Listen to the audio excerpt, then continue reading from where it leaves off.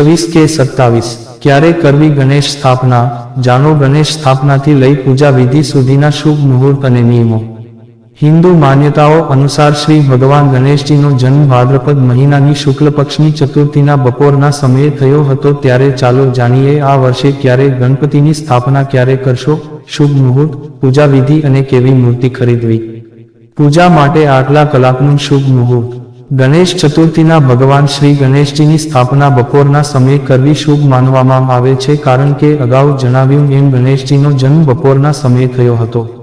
આ વર્ષે 27મી ઓગસ્ટના બુધવારે 11:05 થી લઈને બપોરે 1:40 વચ્ચે ગણેશજીની પૂજા કરી શકશે। આ વર્ષે ગણેશ પૂજા માટે 2.5 કલાકનું મુહૂર્ત છે। કઈ રીતે કરશો ગણપતિ પૂજા? હિન્દુ માન્યતા અનુસાર ગણેશ ચતુર્થીના દિવસે ગણેશ ભક્તોએ સવારે સ્નાન ધ્યાન કરીને ગણેશ ચતુર્થીનું વ્રત વિધિ વિધાનથી કરવાનો સંકલ્પ કરવો જોઈએ। ત્યારબાદ ઘરના ઈશાન ખૂણામાં એક ચોકી પર પીળું કપડું પાથરીને ભગવાન ગણપતિની મૂર્તિની સ્થાપના કરવી જોઈએ। ત્યારબાદ ગણેશજી પર ગંગાજળ છાંટીને તેમને સ્નાન કરાવીને સિંદૂરનું તિલક લગાવીને વિધિ વિધાનથી પૂજા કરશો। ગણેશ ચતુર્થીની પૂજામાં ગણપતિને પ્રિય એવા દૂર્વા, નૈવેદ્ય, મોતીચૂરનો લાડુ, મોદક, નારિયેળ, શેરડી વગેરે અર્પણ કરો। ત્યારબાદ ગણેશ ચાલીસા, ગણપતિ અથર્વશીર્ષનું પાઠ કરવું જોઈએ।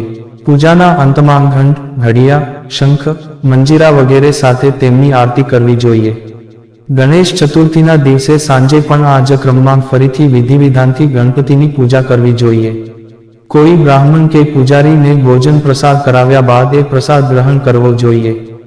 ગણેશજીની મૂર્તિ ખરીદતા પહેલા કેટલીક બાબતો પર ખાસ ધ્યાન રાખવું ખૂબ જ મહત્વપૂર્ણ છે। ગણેશજીની સૂંઢની જમણી દિશા। શાસ્ત્રો અનુસાર જો તમે ઘર માટે મૂર્તિ ખરીદી રહ્યા છો તો ગણેશજીની સૂંઢ ડાબી બાજુ વાળેલી હોવી જોઈએ। ગણેશજીની આવી મૂર્તિઓ ઘર કે પંડાલ માટે શુભ માનવામાં આવે છે। જમણા સૂંઢવાળી મૂર્તિનો ઉપયોગ ફક્ત ખાસ સાધના અને નિયમો માટે જ થાય છે, તેથી તેને સામાન્ય ગૃહસ્થ જીવનમાં રાખવી યોગ્ય નથી। ગણેશજીની મુદ્રા। ગણેશ ચતુર્થી નિમિત્તે ઘર કે ઓફિસ માટે પદ્માસન કે સુખાસનમાં બેઠેલી મૂર્તિ હંમેશા શ્રેષ્ઠ માનવામાં આવે છે। ઊભી ગણેશ મૂર્તિ ફક્ત વ્યવસાયિક સ્થળો માટે જ શુભ માનવામાં આવે છે।